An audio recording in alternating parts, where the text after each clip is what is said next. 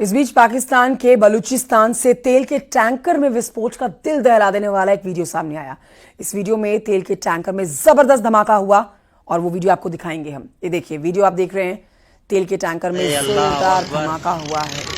धमाके के बाद यहाँ पर आग भी लगी है और आग जो है वो लावे की तरह बहती हुई नजर आई है। आसपास के लोग डर गए, घबरा गए। धमाके की आवाज दिल दहला देने वाली थी। पूरे इलाके में काले धुएं का गुबार छा गया। विस्फोट के साथ यहाँ पर चीख पुकार भी मच गई। लोग इधर उधर भागते हुए डर से नजर आए। इस हादसे में 40 से ज्यादा लोग झुलसे हैं। हालांकि ये धमाका किस वजह से हुआ है ये अब तक साफ नहीं हुआ है। क्या का अरे अल्लाह अकबर। पहलगाम हमले में आतंकवादियों ने फुल प्रूफ प्लानिंग की थी। बेसरन घाटी तक पहुंचने के लिए 22 घंटे ट्रैकिंग की और हमले को अंजाम दिया। घटना की जांच एनआईए की टीम कर रही है और हर पहलू का बारीकी से पता लगा रही है। बताया जा रहा है कि हमले से पहले आतंकवादियों की ट्रेनिंग भी हुई है। रिपोर्ट देखिए।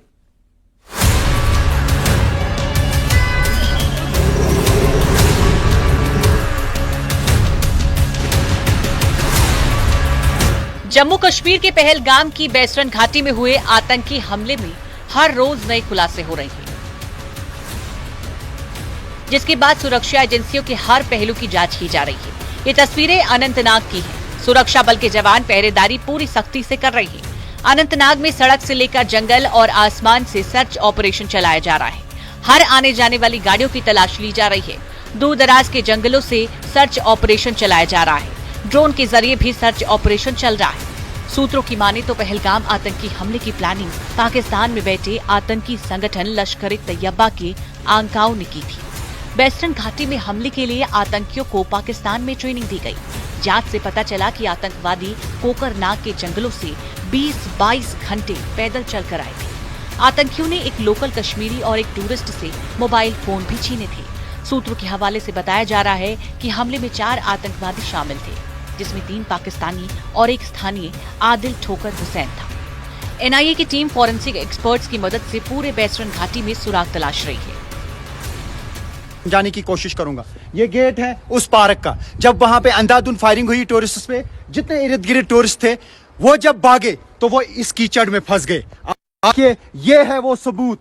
जो टूरिस्ट हर तरफ से बच्चे, ये देखिए किस तरीके से वो फंस गए थे यहाँ पे कीचड़ में। सूत्रों के मुताबिक आदिल हुसैन 2018 में मजहबी तौर से कट्टरपंथी बनने के बाद हिजबुल मुजाहिदीन में शामिल हुआ था। वो वैध दस्तावेजों के साथ पाकिस्तान गया, जहां उसने लश्कर-ए-तैयबा के साथ कड़ी ट्रेनिंग ली। 2024 में कश्मीर घाटी लौट आया और कश्मीर में पाकिस्तानी आतंकवादियों का मददगार बन गया। उसकी मदद से ही पाकिस्तानी आतंकियों ने कोकरनाग के जंगलों में 22 घंटे की ट्रैकिंग की। जांच में ये भी सामने आया है कि आदिल ने अपना नेटवर्क भी बना रखा था। पर्यटकों के बीच रोजी रोटी कमाने वाले भी उसके मुखबिर थे। जांच के दौरान ये भी जानकारी मिली है कि दुकान के पीछे से 2 आतंकी आए थे। AK-47 और M4 राइफल से गोली चलाई गई। बेसरन के घटनास्थल से चाइनीज स्टील कारतूस भी मिले, जो बुलेट प्रूफ जैकेट को भी छलनी कर सकती है। 2 अन्य आतंकवादियों ने जिपलाइन एरिया के पास से गोलीबारी की। इसके बाद चारों आतंकियों ने पैंट उतरवाई, कई पर्यटकों के धर्म की जानकारी पुख्ता की और गोली मार दी।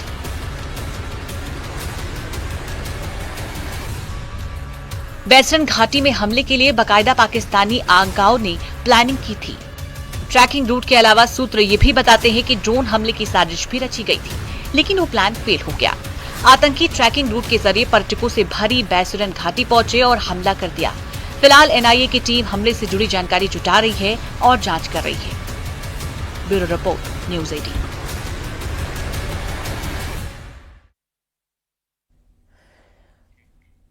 पाक फौज का नापाक चेहरा एक बार फिर से बेनकाब हो गया। पीओके के गांव में आम नागरिकों को बंधक बना लिया गया। पाकिस्तान अब इन मासूमों को ह्यूमन शील्ड की तरह इस्तेमाल करने की साजिश रच रहा है।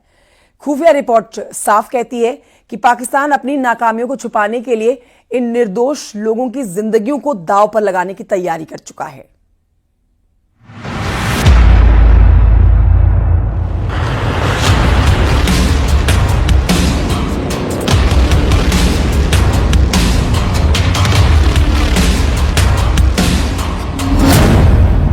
पाकिस्तान की नई साजिश बेनकाब। सरहद पर गांव वालों को बनाया बंधक। ह्यूमन शील्ड बनाना चाहता है पाकिस्तान। पीओके में मासूमों को बनाया ठार।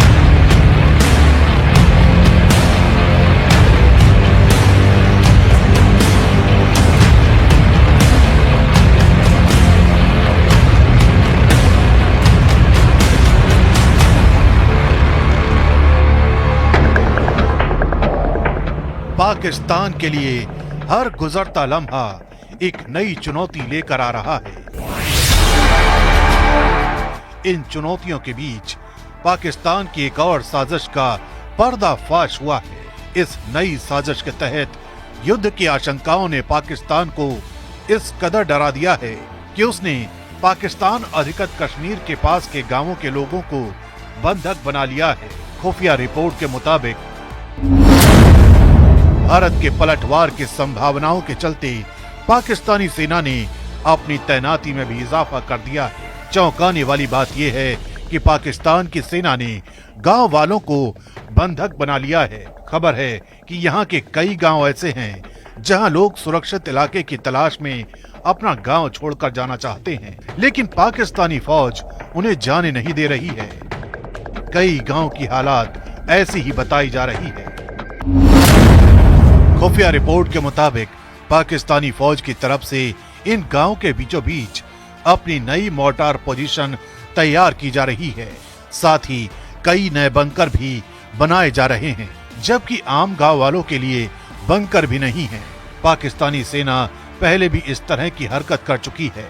4 साल पहले जब भारत और पाकिस्तान के बीच सीज फायर हुआ, उससे पहले रोज छोटे हथियार नहीं बड़े हथियारों से फायरिंग की जाती थी, जिसमें आर्टिलरी गन भी शामिल थी।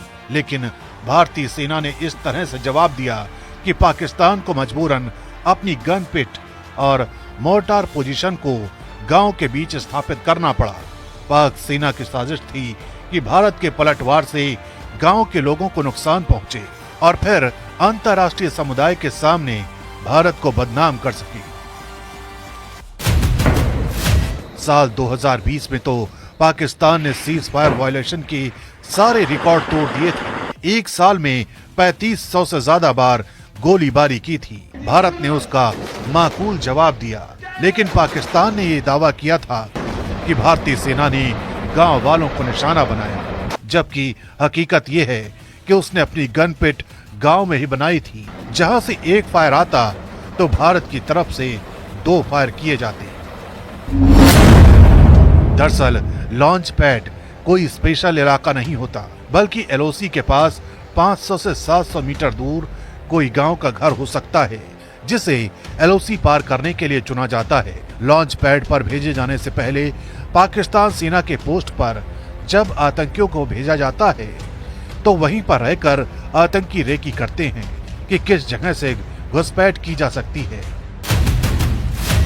एलओसी पर जो भी गांव हैं, उनमें बहुत ज्यादा घर नहीं होते और जिस जगह से घुसपैठ की कोशिशों को अंजाम देना हो, उसके पास के घर को ही चुना जाता है। यही वजह है कि अगर भारतीय सेना किसी भी तरह के सर्जिकल स्ट्राइक या क्रॉस बॉर्डर रेड किसी भी लॉन्च पैड पर करती है तो स्थानीय नागरिकों की जान को खतरा हो जाता है और गांव वालों को ढाल बनाकर पाकिस्तान अपना यही मकसद सिद्ध करना चाहता है।